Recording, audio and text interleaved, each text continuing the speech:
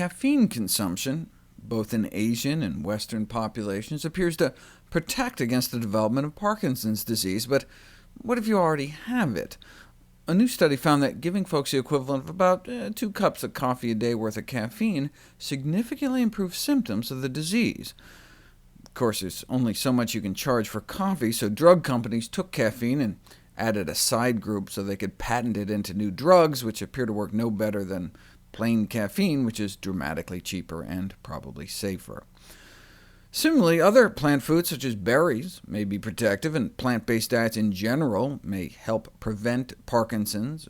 Animal fat and dairy may increase risk, whereas a plant-based dietary pattern may protect against Parkinson's disease. We don't know if it's the animal fat per se, though. It could be the animal protein that's increasing risk. Maybe it's the dairy, mercury in fish, the blood-based heme iron, or less of the protective antioxidants in plant foods and plant-based diets. We didn't know until recently. There have been successful case reports like this one, in which a dietitian was struck down with Parkinson's, and she was able to clear most of her symptoms with a plant-based diet rich in strawberries, whole wheat, and brown rice, rich sources of these two phytonutrients. But there hasn't been a formal interventional trial published until now.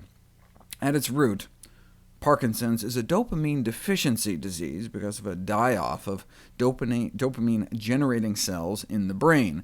These cells make dopamine from L-DOPA, derived from certain amino acids in our diet. But just like we saw with the serotonin story, the consumption of animal protein may block the transport of L-DOPA into the brain, crowding it out. So at first, researchers tried what's called a protein redistribution diet. Let's basically only let people eat meat for supper, so that patients are hopefully sleeping by the time the negative effects kick in.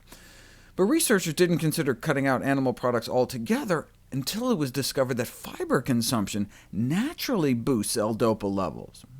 So hey, a plant-based diet, particularly in its vegan variant, is expected to raise levodopa bioavailability and bring some advantages in the management of Parkinson's disease through 2 mechanisms: a reduced protein intake and an increased fiber intake. That's why plant protein works best, because that's where fiber is found.